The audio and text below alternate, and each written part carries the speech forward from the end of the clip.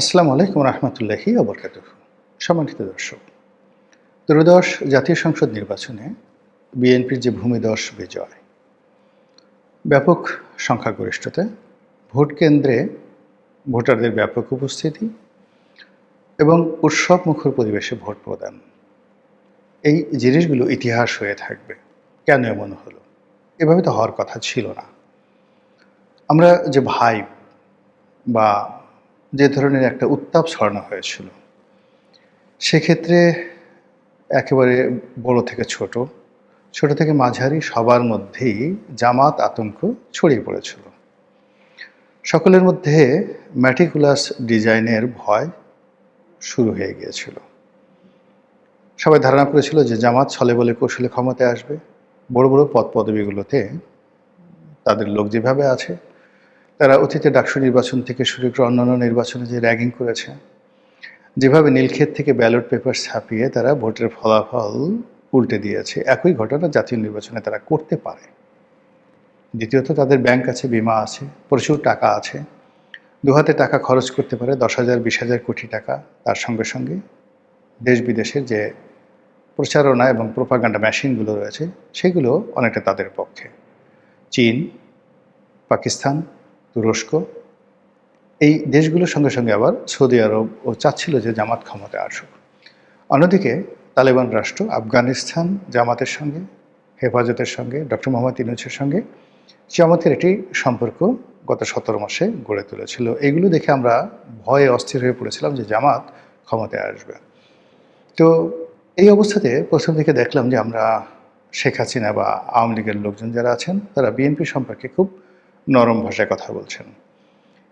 বিএনপির সঙ্গে একটা সমঝোতা, রিকনসিলিয়েশন, এই কথাগুলো তারা বলে আসছিল এবং সজীব ওয়াজেদ জয় তারেক রহমান সাহেবের সঙ্গে কণ্ঠ মিলিয়ে অনেক কথা বলেছেন। এমনকি শেখ হাসিনা স্বয়ং সাবেক প্রধানমন্ত্রী, তিনি বিভিন্ন সময় তারেক রহমান সাহেবকে নিয়ে তো সারা জীবনে বিষোদ্গার করেছেন, কিন্তু এই গত 17 মাসে দেখা গেল বিএনপি নিয়ে, খালেদা জিয়া নিয়ে, রাজনীতি নিয়ে তিনি অনেকটা লিবারেল অবস্থায় ছিলেন। তখন সবাই ধারণা করতো যে সম্ভবত বিএনপির সঙ্গে আওয়ামী লীগের একটা সমঝোতা হতে পারে এবং এই সমঝোতার ক্ষেত্রে ভারত খুব গুরুত্বপূর্ণ ভূমিকা পালন করতে পারে বা করেছে। যখন তারেক রহমান সাহেবের বাংলাদেশে আসার বিষয়টা খুব অনিবার্য হয়ে পড়ল, এর কারণ হলো, একে তো বিশৃঙ্খল রাজনীতি, দ্বিতীয়ত তার মা হাসপাতালে অসুস্থ এবং এতটা গুরুতর অসুস্থ, সবাই বলা বলি করছিলেন যে তিনি হয়তো বেঁচে নেই। তো তখন তারেক রহমান সাহেব বললেন যে তার বাংলাদেশে ফিরে আসার যে বিষয়টি, এটি আসলে তার একক সিদ্ধান্তের উপর নির্ভর করে না। এটি নিয়ে তুমুল হট্টগোল হলো, যে যার মতো করে বলল এ দেশ চালাবে কীভাবে, সে তো পরাধীন, সে লন্ডনের নাগরিকত্ব নিয়েছে, ওই নাগরিকত্ব ছেড়ে তার পক্ষে আসা সম্ভব নয়, সে লন্ডনের অ্যাসাইলামে আছে, নানা রকম কথাবার্তা যখন বলা হচ্ছিল, ঠিক সেই সময়টাতে বাংলাদেশে ওসমান হাদির যে হত্যাকাণ্ড ঘটল এবং সেই হত্যাকাণ্ডকে কেন্দ্র করে সারা বাংলাদেশ এতটা উত্তাল হয়ে পড়ল যে কোনো কিছু কারো নিয়ন্ত্রণে ছিল না। বিএনপির যারা লোকজন, তারা প্রমাদ গড়লেন যে আর একটি ইসলামী বিপ্লব হয়ে যেতে পারে, আরেকটি 5ই আগস্ট হয়ে যেতে পারে এবং নতুন একটি বিপ্লবী সরকার হাদির এই মৃত্যুকে কেন্দ্র করে ঘটে যেতে পারে। এবং সেটা প্রায় ঘটেই যাচ্ছিল যেদিন হাদির জানাজা হলো।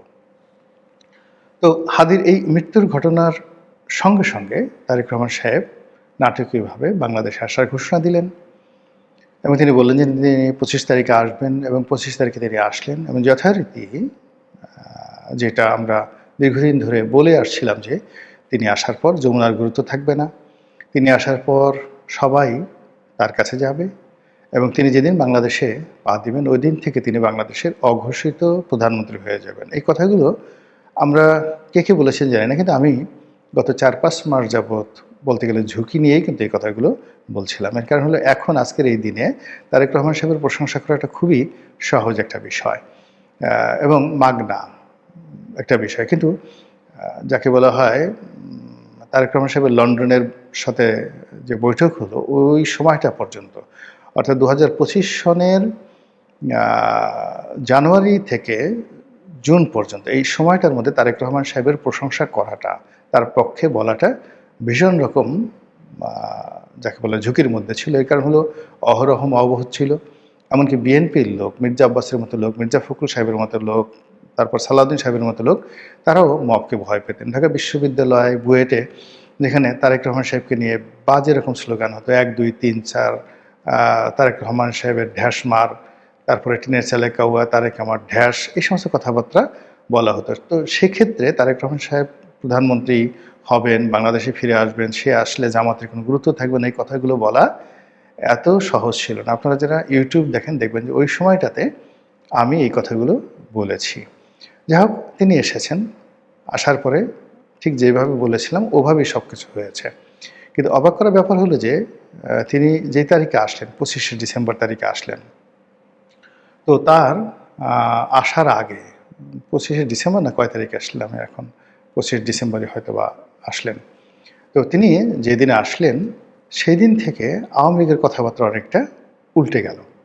অর্থাৎ শেখ হাসিনা যেভাবে তারেক সাহেবের ব্যাপারে লিবারেল ছিলেন, তিনি আবার সেই তারেক সাহেবকে খোঁটা দিয়ে কথা বলা শুরু করলেন তিনি বাংলাদেশে আসার পর। আগের ভাষাতেই কথাবার্তা বলা শুরু করলেন। আবার তিনি আগে যেভাবে ভোটে অংশগ্রহণ করবেন, তারপরে সুযোগ পেলে অবশ্যই অংশগ্রহণ করবেন, তারপর তিনি এখনও দেশের বৈধ প্রধানমন্ত্রী, এই কথাগুলো তিনি বলা শুরু করলেন। আগে কিন্তু তিনি বলেছিলেন যে ঠিক আছে, যেটা ঘটে গেছে আমি মেনে নিয়েছি, আমি পদত্যাগ করেছি, এই কথাগুলো বলেছেন। কিন্তু পরবর্তীতে দেখা গেল তারেক রহমান সাহেব আসার পরে আওয়ামী লীগ তার কথা পরিবর্তন করে বলার চেষ্টা করলেন যে এখনও শেখ হাসিনা বৈধ প্রধানমন্ত্রী, ক্যাবিনেট বৈধ, সংসদ বৈধ, সব কিছু বৈধ। এই কথাগুলো তারা কিন্তু একের পর এক বলা শুরু করলেন তারেক রহমান সাহেব আসার পরে। ফলে আমরা ভাবলাম যে পরিস্থিতি আরও হয়তো জটিল হয়ে যাচ্ছে এবং আওয়ামী লীগ যে কোনো মূল্যে নির্বাচন বয়কট করার চিন্তা করবে বা চেষ্টা করবে। অন্যদিকে তিনি এবং তার যে পুত্র সজীব ওয়াজেদ জয় তারাও বলে ফেললেন যে কোনো অবস্থাতেই যাকে বলা হয় আমার যারা ভোটার ভোট কেন্দ্রে যাবে না, এবং তাদের স্লোগান হলো নো ভোট নো ভোট। মানে যেহেতু ব্যালট বাক্সে মানে ব্যালট পেপারে প্রতীক হিসেবে নৌকা নেই, কাজেই এখানে নৌকার বাইরে কোনো ভোট হতে পারে না।